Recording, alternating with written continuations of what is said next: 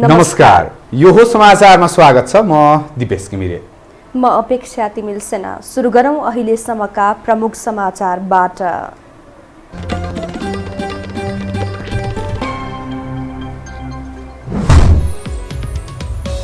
विश्वासको मत नलिई प्रधानमन्त्री पदमा रहिरहन नसक्ने प्रतिपक्षको भनाई।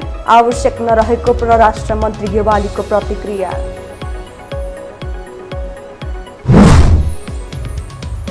जेठ असारमा कोरोना संक्रमणले भयावह रूप लिन सक्ने सरकारको अनुमान।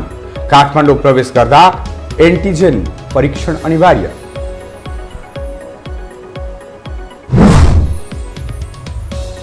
पेट्रोलियम पदार्थको मूल्य वृद्धि विरुद्ध विद्यार्थीले घेरे आयल निगम।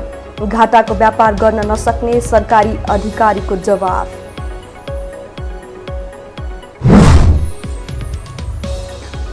बंगलादेशको शीतलक्खा नदीमा कार्गो जहाजसँग डुङ्गा ठोकियो। 2 बालबालिका सहित 27 जनाको मृत्यु।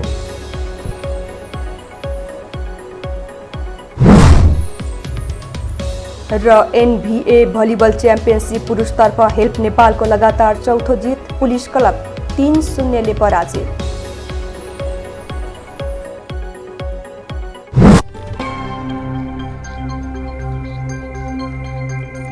अब समाचार विस्तारमा। प्रतिनिधि सभा पुनः स्थापना भएसँगै प्रधानमन्त्री केपी शर्मा ओलीले राजीनामा दिने अनुमान गरिएको थियो, तर विपरीत उहाँ अझै उत्साहका साथ सरकार सञ्चालन गरिरहनु भएको छ। फागुन 23 को सर्वोच्च अदालतको फैसलासँग नेकपा 2 चिरा भएको अवस्थामा प्रधानमन्त्रीले विश्वासको मत लिनुपर्ने माग प्रतिपक्षले गर्दै आएका छन्, तर मन्त्रीहरू भने आवश्यक नरहेको तर्क गरिरहेका छन्। एक रिपोर्ट। प्रतिनिधि सभाको सोमबारको बैठकको विशेष समयमा प्रमुख प्रतिपक्षी दल नेपाली कांग्रेसका सांसद देवेन्द्र राज कडेलले प्रधानमन्त्री केपी शर्मा ओलीले संसदबाट विश्वासको मत लिनुपर्ने बताएका हुन्। संविधानको धारा 76(1) अनुसार बनेको सरकारले पार्टी विभाजनपछि संविधान अनुसार नै 30 दिनभित्र विश्वासको मत लिनुपर्ने उनको तर्क छ।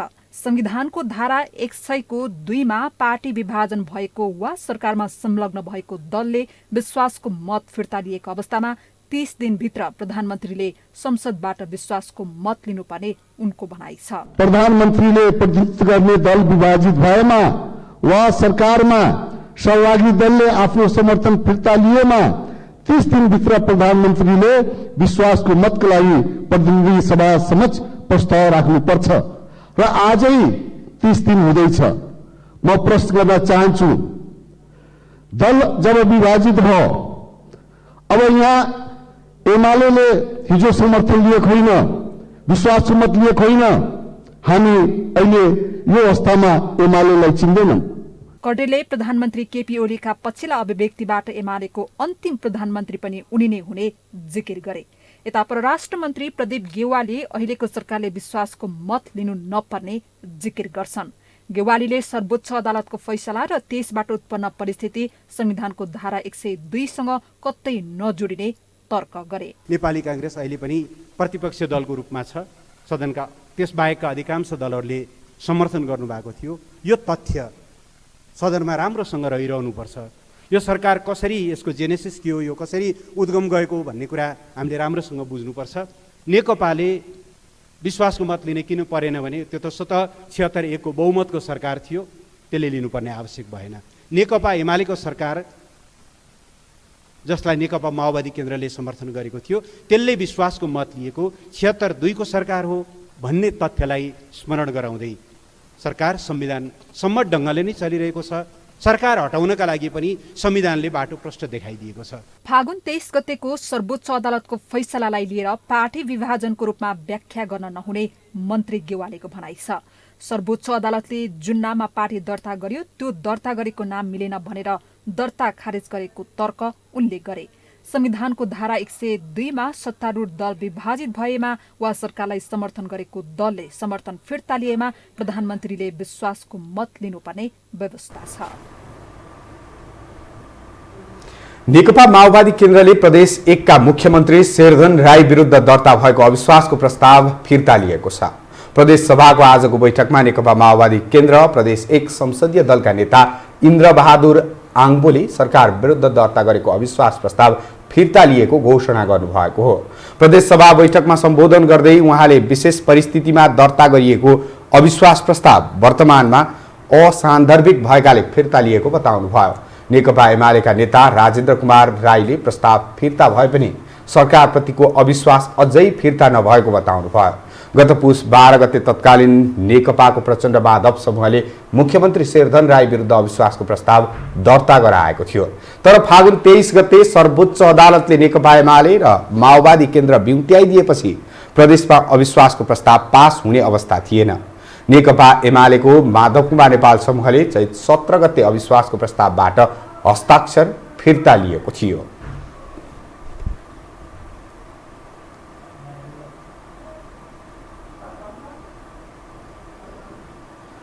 सांसदहरूले प्रतिनिधि सभाको आजको बैठकमा समसामयिक राजनीतिक विषय र क्षेत्रगत विषयमा सरकारको ध्यानकर्षण गराएका छन्। उनीहरूले संसदको प्राथमिकता, विकास निर्माण लगायत विषयमा सरकारलाई घचघच्याएका हुन्। एक रिपोर्ट। प्रतिनिधि सभा बैठकमा सांसदहरूले सोमबार समसामयिक राजनीतिक तथा क्षेत्रगत विषयमा सरकारको ध्यानकर्षण गरेका छन्। बैठकको विशेष समयमा नेकपा एमालेका सांसद गोकुल बास्कोटाले प्रधानमन्त्रीलाई दिएको विश्वासको मत फिर्ता लिन चुनौती दिए। उनले विश्वासको मत दिएर ओलीलाई प्रधानमन्त्रीमा निर्वाचित गराएकालाई विश्वासको मत फिर्ता लिन चुनौती दिएका हुन्। प्रधानमन्त्री केपी ओलीलाई कसले दिएको हो हिजो? फिर्ता लिनुहोस्, अर्को विषय सुरुवात हुन्छ होला नि त। बन्दी बनाएर हामी जान सक्दैनौँ। त्यसैले मेरो अनुरोध के हो भने आफै अड्काउने, आफै पड्काउने त्यो काम नगरौं। के गर्ने हो त्यो आफू गर्नुहोस्। सांसद राजबहादुर बुढा छेत्रीले जनतामा सदनप्रति विश्वास कायम राख्ने वातावरण मिलाउन राजनीतिक दलका नेतालाई आग्रह गरे। उनले संसदको अंकगणित र जनताको अभिमतलाई मिलाएर लैजानु नै राजनीतिक दलहरूको कर्म र दायित्व भएको धारणा राखे। संसदभित्रको अंकगणितले गर्दा संसदीय गतिविधि सञ्चालनमा कठिनाई उत्पन्न भएको भन्ने मान्य हो भने अर्ली इलेक्सनबाट आउने अंकगणित पनि यो भन्दा नमिलेर आउन सक्छ। त्यसपछि पनि अर्ली इलेक्सनमा जाने हो, यो समाधानको बाटो होइन। जनताले दिएको अभिमत र अंकगणितलाई मुलुकको स्थिरता र समृद्धिको पक्षमा मिलाएर लानु दलहरूको राजनीतिक धर्म, कर्म र दायित्व हो। सांसद रंगमती शाहीले संविधान विपरीत संवैधानिक परिषद सम्बन्धी अध्यादेश ल्याएका प्रधानमन्त्रीले महिला हिंसा विरुद्धको विधेयक ल्याउन दिएनन् भनेर ढाँटेको आरोप लगाइन्। नागरिकता जस्ता अति महत्वपूर्ण विधेयकहरू थन्किन्छन्। हजारौं नागरिक बाटोमा छन्। संविधान विपरीत संवैधानिक परिषदको अध्यादेश ल्याइन्छ अनि महिला संसदले महिला हिंसाका विधेयकहरू अध्यादेशहरू अगाडि ल्याउन दिएन भनेर ढाँट्नुहुन्छ हाम्रो सम्माननीय प्रधानमन्त्रीज्यू। सांसद मोहन प्रसाद पाण्डेले सिद्धार्थ राजमार्ग अन्तर्गत पोखरादेखि बुटोलसम्मको सड़क खण्ड मर्मत तथा स्तरोन्नतिका लागि सरकारको ध्यानकर्षण गरे। उनले शालिग्राम मार्गका लागि बजेट विनियोजन नगरिएकोमा गुनासो गरे। सांसद योगेश कुमार भट्टराईले थाप्लेजिङ दोभानका आगलागी पीड़ितलाई तत्काल आवास र दैनिक आवश्यकताका भूकम्प पीड़ित सरहको राहत सहयोग उपलब्ध गराउन सरकारसँग आग्रह गरे। दोभानमा भएको आगलागी पीड़ितहरूलाई तत्काल आवास र दैनिक आवश्यकताको व्यवस्था गर्न साथै दीर्घकालीन पुनर्स्थापनाको लागि भूकम्प पीड़ित सरहको सुविधा उपलब्ध गराउन नेपाल सरकारसँग माग गर्न चाहन्छु। सांसद भीमसेन दास प्रधानले प्रधानमन्त्रीले संसद चलिरहेका बेला राजनीतिक विषयमा सदन बाहिर धारणा राख्नु अराजनीतिक र असंवैधानिक चरित्र भएको टिप्पणी गरे। त्यसैगरी शून्य समयमा सांसदहरूले बालुवाटारबाट 165 वटा सड़क र पुलको शिलान्यास भए पनि डीपीआर समेत नबनेको भन्दै सरकारको आलोचना गरेका थिए। अब बाँकी समाचार। पार्टी विभाजन भइसकेपछि नेकपा माओवादी केन्द्रले खासै निर्णायक भूमिका निभाउन सकेन। राजनीतिक समीकरण र संसदमा समेत अन्यल रहेको माओवादी केन्द्रका अध्यक्ष पुष्पकमल दाहालको बोली र पार्टीको कदम आपसमा मेल आएको देखिँदैन। एक रिपोर्ट। पार्टीको नेतृत्वले बोलेको अभिव्यक्ति र दलले गर्ने निर्णय एउटै हुनुपर्ने हो, तर माओवादी केन्द्रभित्र पार्टी अध्यक्ष पुष्पकमल दाहाल र पार्टीको गतिविधि एक अर्कासँग मेल खाएको देखिन्न। 2 साता अघि नागरिक छलफलको क्रममा प्रचण्डले एकाध दिनभित्रै सरकारलाई कायम आफ्नो दलको समर्थन फिर्ता हुने बताएका थिए। तर 2 साता बित्दा समेत माओवादी केन्द्रले ओलीलाई कायम समर्थन फिर्ता लिन सकेको छैन। 4 दिन अघि प्रमुख प्रतिपक्षी दल नेपाली काङ्ग्रेसले प्रधानमन्त्री ओलीको राजीनामा माग्ने निर्णय गर्यो। तर पछि प्रचण्ड थप हौसिए र तत्काल सरकारको नयाँ समीकरण सुरु भइसकेको प्रतिक्रिया दिए। तर अहिलेसम्म प्रचण्डको बोली अनुसार संसदीय समीकरण तयार भएको छैन भने माओवादी केन्द्रको गतिविधि पनि प्रचण्डको बोली अनुसार अघि बढ्न सकेको छैन। माओवादी केन्द्र किन स्पष्ट हुन सकेन त? अब फिर्ता त लिने भन्नुभयो, लिएर गर्ने के भन्ने कुरा चाहिँ हाम्रो मात्रै हातमा भएन। त्यस कारणले गर्दा उहाँले भने अनुसार काम गर्न नसके। परिस्थितिले गर्दाखेरि बोलीको र गराइको तारतम्य त्यहाँनिर नमिटेको। अब अहिले हामीले खोजेको केपीको बहिर्गमन हो। केपीको बहिर्गमन गर्नका लागि चाहिँ अब जुन ढङ्गले लागि संसदीय अङ्कगणितका कुरा गर्नुभयो तपाईँले, त्यो तारतम्य त मिलेको छैन। नमिलिसकेपछि बोलेर मात्रै भएन, कोसिस त्यही छ। ओली सरकारको विकल्प तयार हुनका लागि माओवादी केन्द्रले नेपाली काङ्ग्रेस र जसपाको साथ लिनै पर्दछ। काङ्ग्रेसले निर्णय लिएर प्रचण्डलाई सजिलो बनाइदिए पनि जसपाले कुनै निर्णय दिएको छैन। बरु प्रधानमन्त्री ओलीसँग नजिक रहेको टिप्पणी हुने गरेको छ। यसकारण प्रचण्ड आफ्नो अभिव्यक्ति अनुसार सरकारलाई कायम समर्थन फिर्ता लिन सकिरहेका छैनन्। आफू अनुकूलको संसदीय अङ्कगणित नमिलिसक्दा समेत प्रचण्ड हौसिएर सरकार फेरि हाल्ने झैँ गरी अभिव्यक्ति दिइरहेका छन्, जुन प्रचण्ड र स्वयं पार्टीभित्र मेल खाएको देखिन्न। त्यसो त प्रचण्ड एक प्रकारको छटपट्टिमा रहेको कतिपयको टिप्पणी छ। प्रतिनिधि सभाको सोमबारको बैठकमा एमाले सांसद महेश बस्नेतले समेत प्रचण्ड लक्षित कटाक्ष गरे। 23 गतेको फैसलापछि आफ्नो साइजमा आएँ, विश्वासको मत फिर्ता लिन्छु भन्छु सक्दिनँ, अवसर प्रस्ताव ल्याउँछु भन्छु सक्दिनँ, नयाँ गठबन्धन बनाउँछु खोज्छु सक्दिनँ, प्रधानमन्त्री बन्नुहोस् भन्दा कसैले टेर्दैन। अब प्रधानमन्त्रीको विश्वासको मत लिनै पर्छ, नैतिकताको आधार राजीनामा दिनै पर्छ। लडाकु पर्कन नउठाउने र हेग नलैजाने कोही तयार छ भने प्रधानमन्त्रीको सिट खाली छ। केपी ओली अगाडि मेरो केही लागेन, जसपा मानेन, काङ्ग्रेस जागेन। धन्यवाद। काङ्ग्रेसको निर्णय लगत्तै सरकार फेरिने प्रचण्डको अभिव्यक्तिमा प्रतिक्रिया जनाउँदै प्रधानमन्त्री ओलीले समर्थन फिर्ता लिऊ, राजीनामा दिइहाल्छु भन्दै व्यङ्ग्यात्मक टिप्पणी गरेका थिए। सम्भवतः संसदको बहुमत ओलीको विपक्षमा तयार नभइसकेकाले प्रचण्ड अलमलमा रहेको हुन सक्छ। प्रतिनिधि सभामा हाल माओवादी केन्द्र तेस्रो शक्तिको रूपमा स्थापित छ। ओली सरकार बदल्न माओवादी केन्द्र र यसका अध्यक्ष प्रचण्ड काङ्ग्रेसको साथ पाएपछि राहत महसुस गरे पनि जसपाको अनिर्णयले प्रचण्ड एक प्रकारको तनावमा छन्। विवेकशील साझा पार्टीले आफू अब वैकल्पिक शक्तिका रूपमा स्थापना भइसकेको दावी गरेको छ। तर पार्टीलाई जनताले विश्वास गर्ने आधार अझै पनि बनिसकेको देखिँदैन। एक रिपोर्ट। नेपालमा बेला बेला वैकल्पिक र नयाँ शक्तिको चर्चा चलिरहन्छ। नेपालको राजनीतिक इतिहासमा थुप्रै शक्ति वैकल्पिक शक्तिको उदय भयो। समयको कालखण्डसँगै ती बिलाए पनि, पुरानै प्रविधि लिएर आए पनि आफूलाई नयाँ शक्ति बनाउने कतिपयको रहर मेटिएको छैन। मूलधारका राजनीतिक दलहरूले निकास दिन सक्दैनन् भन्दै स्थापना भएको विवेकशील साझा दलले पनि खासै चमत्कार देखाउन सकेको छैन। चर्चा धेरै भए पनि गत निर्वाचनमा उसलाई जनताले पत्याएनन्, बरु परम्परावादी पार्टी झै टुटफुट व्यवहारमा बाध्य भयो। साझा र विवेकशील एकता भई पुनः विवेकशीलमा परिणत भएको पार्टीका अध्यक्ष रविन्द्र मिश्र भने आफूहरू वैकल्पिक शक्तिका रूपमा स्थापित भइसकेको दावी गर्छन्। यसरी हामीले विभिन्न उपलब्धिहरू हासिल गरेर यो बीचमा वैकल्पिक राजनीतिको केन्द्रमा विवेकशील साझा पार्टी छ भन्ने कुरालाई स्थापित पनि गर्यो। त्यही स्थापित गरेकै कारणले हामीले गाली पनि बढी खान्छौँ। हामी यो देशको विकृत राजनीतिमाथि हस्तक्षेप गरेर यो देश रूपान्तरण गर्ने यात्रामा छौँ। त्यस्तै विवेकशील साझाका संयोजक मिलन पाण्डे पनि अहिलेका राजनीतिक दलले आम नागरिकको आकांक्षा पूरा गर्न नसक्ने बताउँछन्। पार्टीले जनताको पक्षमा काम गरिरहेकाले यसप्रति आकर्षण बढेको उनी दावी गर्छन्।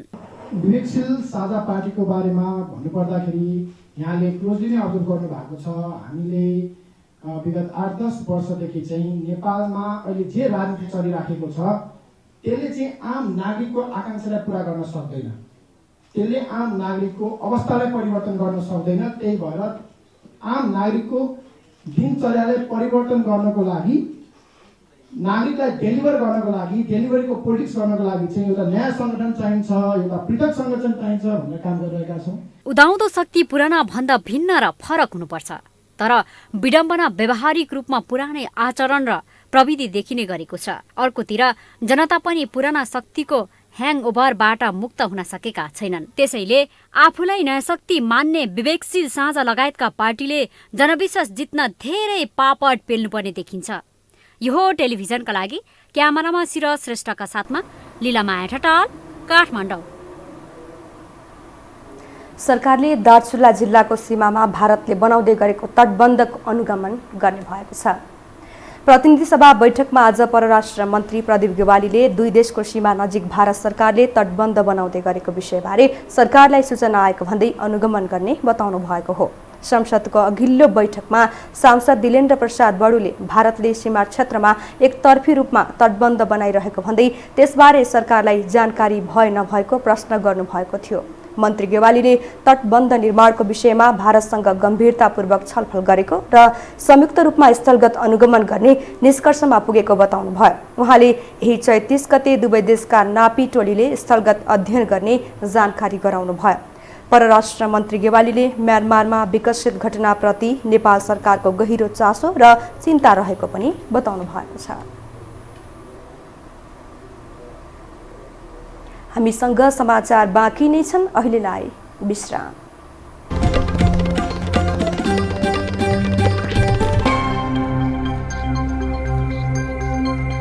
विश्रामपछि स्वागत छ। अब बाँकी समाचार। सरकारले आगामी वर्ष जेठ असारमा कोरोना भाइरस संक्रमण फेरि उच्च बिन्दुमा पुग्न सक्ने अनुमान गरेको छ। प्रतिनिधि सभा बैठकमा आज स्वास्थ्य तथा जनसङ्ख्या मन्त्री हृदय त्रिपाठीले पछिल्ला दिनहरूमा फेरि संक्रमण बढ्न थालेको बताउनु भएको हो। जनस्वास्थ्यका मापदण्ड पालना प्रभावकारी नभए संक्रमण बढ्दै जेठ असारमा अर्को उच्च बिन्दुमा पुग्ने उहाँको भनाइ छ। देखि निकै कम भइसकेकोमा पुनः संक्रमण बढ्दै गइरहेको छ। अबका दिनमा जनस्वास्थ्यका मापदण्डहरूको पालनालाई प्रभावकारी बनाउन सकिएन भने संक्रमण बढ्दै जेठ असारमा अर्को उच्च बिन्दुमा पुग्न सक्ने देखिन्छ। छिमेकी देश भारतमा फागुन 17 गते संक्रमितहरूको सङ्ख्या 11,563बाट 81 बढेर चैत्र 22 गते 92,900 पुगेको स्थितिले हामीलाई थप सतर्क र सचेत बनाएको छ।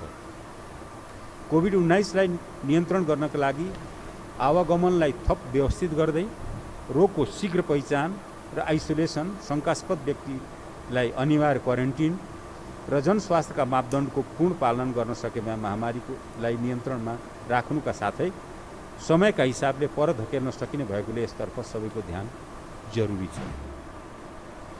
मन्त्री त्रिपाठीले असारभित्र 60 लाख मानिसलाई कोभिड-19 विरुद्धको खोप लगाउन प्रयासरत रहेको बताउनु भयो। उहाँले पहिलो खोप लगाएकाहरूको दोस्रो मात्रा सुरक्षित रहेको दावी गर्नुभयो। यसैबीच कोरोना संक्रमणका कारण आज थप 4 जनाको मृत्यु भएको छ। स्वास्थ्य तथा जनसङ्ख्या मन्त्रालयको विवरण अनुसार 266 संक्रमित थपिएका छन् भने 102 जना निको भएका छन्। त्यस्तै 1820 जना आइसोलेसनमा रहेका छन्। काठमाडौँ उपत्यका प्रवेश गर्न अनिवार्य एन्टिजेन परीक्षण गर्नुपर्ने भएको छ। काठमाडौँ जिल्ला कोभिड-19 सङ्कट व्यवस्थापन समितिको बैठकले काठमाडौँ प्रवेश गर्ने नाकामा सम्बन्धित नगरपालिका मार्फत एन्टिजेन परीक्षण गर्ने व्यवस्था गर्ने निर्णय गरेको हो। प्रमुख जिल्ला अधिकारी कालीप्रसाद पराजुलीले उपत्यकाभित्र संक्रमण बढ्न नदिन हरेक नगरपालिकाले एन्टिजेन परीक्षण गर्ने र नाकामा हेल्थ डेस्क राख्ने निर्णय भएको बताउनु भयो। एन्टिजेनबाट शङ्कास्पद देखिए पीसीआर परीक्षण गर्ने उहाँको भनाइ छ। चाहिँ अब डीएसपी को कमान्डमा रहेको वृत्तले हेल्प डेस्क राखेर आजदेखि त्यो अनुगमन पनि गरेको छ। मास्क नलाउनेलाई मास्क पनि बाँडेको छ अनि जनचेतना फैलाउने कार्यक्रमहरू गरेको छ। अब यो काठमाडौँको हकमा चाहिँ अब विशेष गरी नाकाका नगरपालिकाले अनिवार्य रूपमा हेल्प डेस्क राख्ने अनि त्यो एन्टिजेन टेस्ट गर्ने, पीसीआर पनि बढाउने भन्ने कुराहरू भएको छ। शिक्षा कार्यालय मार्फत विद्यालयहरूलाई सुरक्षित बनाउन आवश्यक कार्य गर्ने निर्णय पनि बैठकले गरेको छ।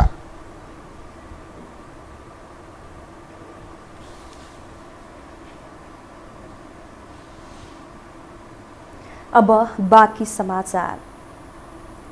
अनेरा सोब्यूले पेट्रोलियम पदार्थको मूल्य वृद्धिको विरोधमा नेपाल आयल निगमको केन्द्रीय कार्यालय घेराउ गरेको छ। तर निगमले भने मूल्य वृद्धि फिर्ता नहुने भन्दै घाटाको व्यापार गर्न नसक्ने जवाफ दिएको छ। एक रिपोर्ट। इन्धनमा भएको बारम्बारको मूल्य वृद्धि विरुद्ध अनेरा सोभिले सोमबार आयल निगमको कार्यालय पुगेर विरोध प्रदर्शन गरेको छ। उसले निरन्तरको मूल्य वृद्धिले उपभोक्तामाथि पर्ने असरप्रति गम्भीर बन्न माग गरेको छ।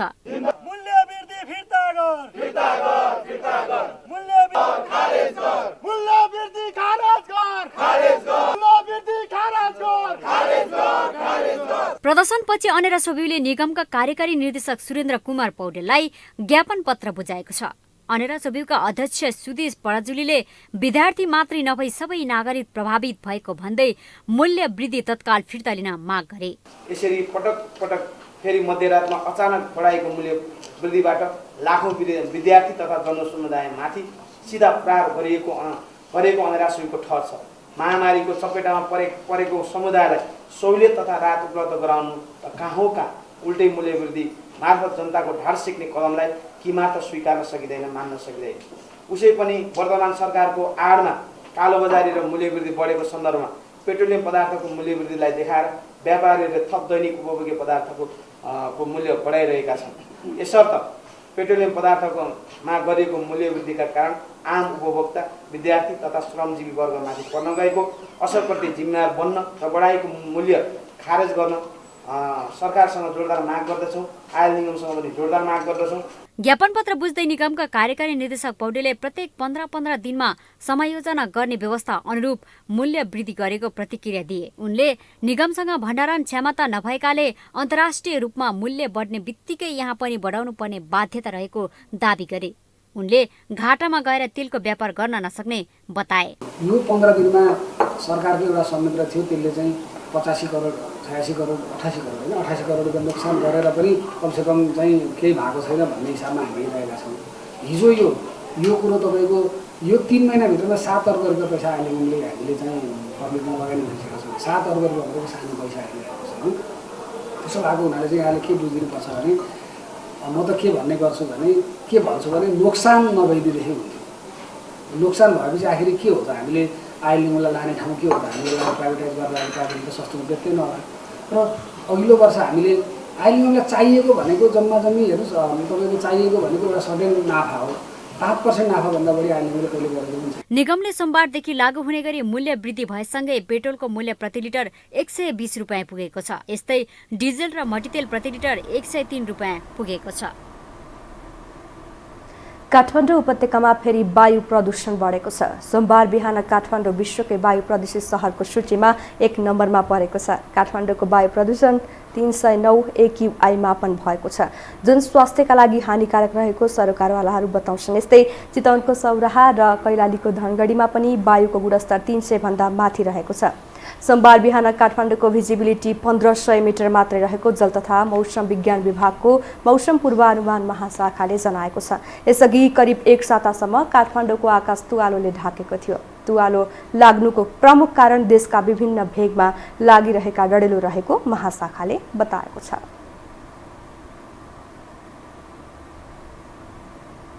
बेलायती सेनाका भूतपूर्व सैनिकले फेरि आन्दोलन गर्ने भएका छन्। बेलायती सेनामा रहेका बेलायती नागरिक र नेपाली नागरिक बीच भइरहेको भेदभावका विरुद्ध आन्दोलन गर्दै आएको ब्रिटिस गोर्खाको सङ्घर्ष समितिले पुनः आन्दोलन चर्काउने भएको छ।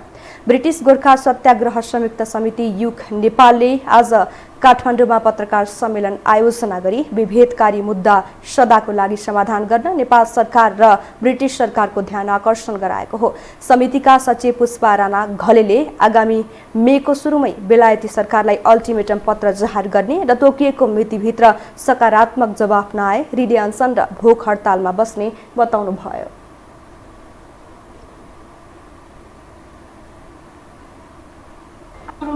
अल्टिमेटम पत्र जाहेर गर्ने, त्यसको तोकिएको मितिभित्र सकारात्मक उत्तर नआए जुन महिनाको सुरुमा अन्तर्राष्ट्रिय कानुनविदहरूको सम्मेलन गर्ने, जुलाईको पहिलो हप्तामा रिले भोक हडताल, त्यसो गर्दा पनि सम्बन्धित सरकार अनेक बहानाको साथमा कानमा तेल हालेर बसे, अर्को बृहत सत्याग्रहको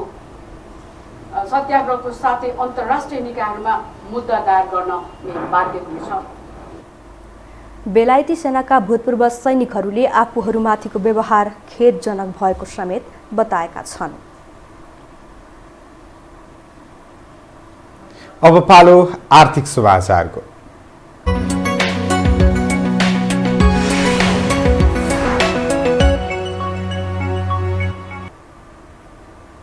नेपाल स्टक एक्सचेन्ज नेप्से परिसूचकमा आज सामान्य वृद्धि आएको छ। नेप्से 1.13 अङ्कले बढेर 2658.74 अङ्कमा पुगेको छ। त्यस्तै आजको बजारमा 7 अर्ब 29 करोड 67 लाख बराबरको कारोबार भएको छ। नेप्सेका अनुसार 7वटा उपसूचक बढ्दा 5वटा सूचक भने घटेका छन्। आज व्यापार, होटल तथा पर्यटन, जलविद्युत उत्पादन, अन्य, लघुवित्त र म्युचुअल फन्ड लगायतका उप परिसूचकहरूमा सामान्य वृद्धि देखिएको छ भने 4 कम्पनीमा सकारात्मक सर्किट लागेको छ। एनआइसी एसिया लघुवित्त वित्तीय संस्था लिमिटेड, राधी जलविद्युत company, Sanima general insurance company र लघुवित्त कम्पनीमा सकारात्मक सर्किट लागेको छ। त्यस्तै धितोपत्र बजारमा बजार पुँजीकरण 36 खर्ब 72 अर्ब 56 करोड 98 लाख 20 हजार रुपियाँ पुगेको छ।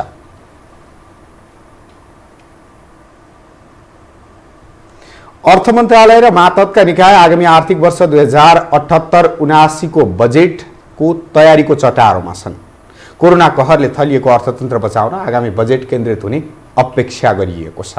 एक रिपोर्ट। सदाको वर्ष जस्तै अहिले अर्थ मन्त्रालयमा नयाँ आर्थिक वर्षका लागि बजेट बनाउने चटारो देखिन थालेको छ। वैशाख 20 गते अर्थमन्त्री विष्णुप्रसाद पौडेलले विनियोजित विधेयकको सिद्धान्त तथा प्राथमिकताको मस्यौदा संघीय संसदको दुवै सदनमा पेश गर्ने कार्यतालिका तय भएपछि अर्थ मन्त्रालयको विभिन्न शाखामा बजेटमा समावेश गर्ने विषयवस्तुका बारेमा छलफल भइरहेको छ। यसको तयारीका लागि अहिले अर्थमन्त्री बिहानै अर्थ मन्त्रालयमा पुग्छन् र दिनभर बजेटका विषयलाई लिएर राजनीतिक दलदेखि विभिन्न पार्टीसँग छलफल गर्नमै व्यस्त हुन्छन्।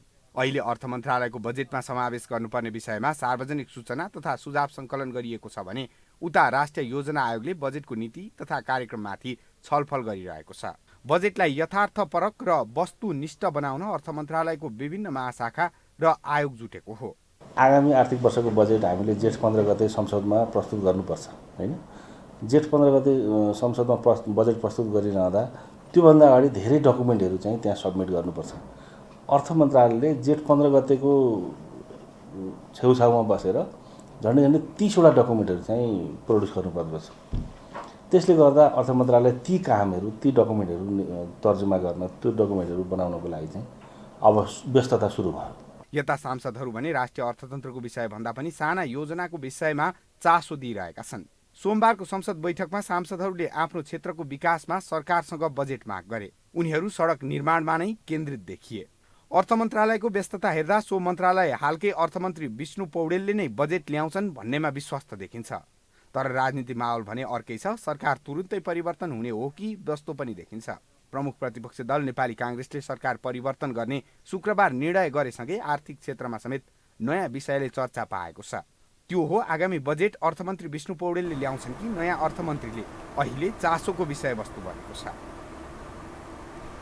हामीसँग अन्तर्राष्ट्रिय र खेल समाचार अझै बाँकी छन्। अहिलेलाई विश्राम।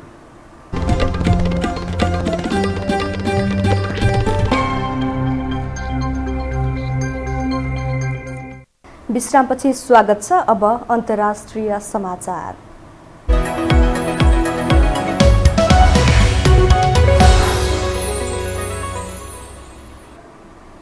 बङ्गलादेशमा डुङ्गा दुर्घटना हुँदा कम्तीमा 27 जनाको मृत्यु भएको छ। करिब 100 जना यात्रु बोकेको डुङ्गा बङ्गलादेशको शीतलक्खा नदीमा दुर्घटनामा परेको हो। नदीमा उक्त डुङ्गा एउटा कार्गो जहाजसँग ठोकिँदा दुर्घटना भएको हो। दुर्घटनास्थल राजधानी ढाकाबाट करिब 16 किलोमिटर दक्षिण पूर्वमा रहेको नारायणगञ्ज जिल्लामा पर्दछ। ज्यान गुमाउनेमा 16 महिला, 9 पुरुष र 2 बालबालिका छन्। अब पालो खेल समाचारको।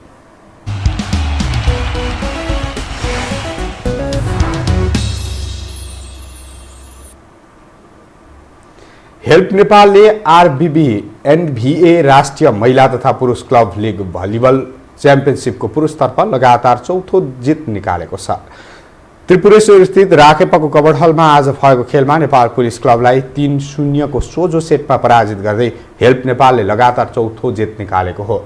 हेल्प नेपालले पुलिसमाथि 25-22, 25-16 र 25-20 को सेटमा जित निकालेको हो। जितसँगै हेल्प नेपालले अङ्क तालिकाको शीर्ष स्थानमा उक्लिएको छ।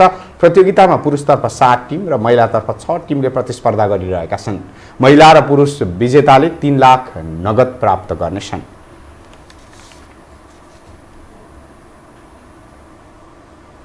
खेल समाचारसँगै हामी यो समाचारको अन्त्यमा आइपुगेका छौँ। जाँदा जाँदै प्रमुख समाचार पुनः एकपटक।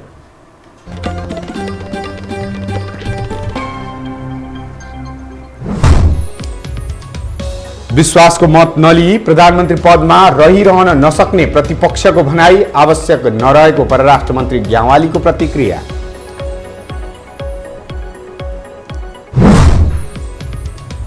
जेठ असारमा कोरोना संक्रमणले भयावह रूप लिन सक्ने सरकारको अनुमान, काठमाडौँ प्रवेश गर्दा एन्टिजेन परीक्षण अनिवार्य।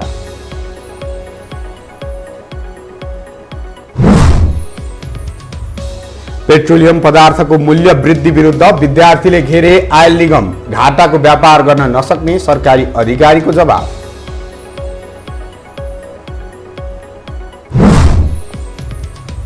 बंगलादेशको शीतलखा नदीमा कार्गो जहाजसँग डुङ्गा ठोकियो, 2 बालबालिका सहित 27 जनाको मृत्यु।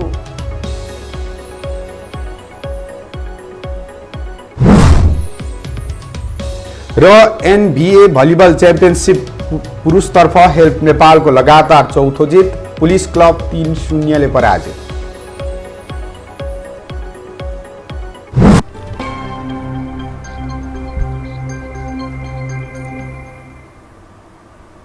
हवस् त, यो समाचार सकियो। समाचार बुलेटिनका साथै यो टेलिभिजनका सम्पूर्ण कार्यक्रम यो टेलिभिजन.com, यो खबर.com, युट्युब र फेसबुकमा पनि पढ्न र हेर्न सक्नुहुनेछ। मोबाइलमा यो टिभी एप डाउनलोड गरी हामीलाई प्रत्यक्ष हेर्न सक्नुहुनेछ। तथ्य सहितको निष्पक्ष समाचारका लागि हेर्दै रहनुहोला यो टेलिभिजन। नमस्कार।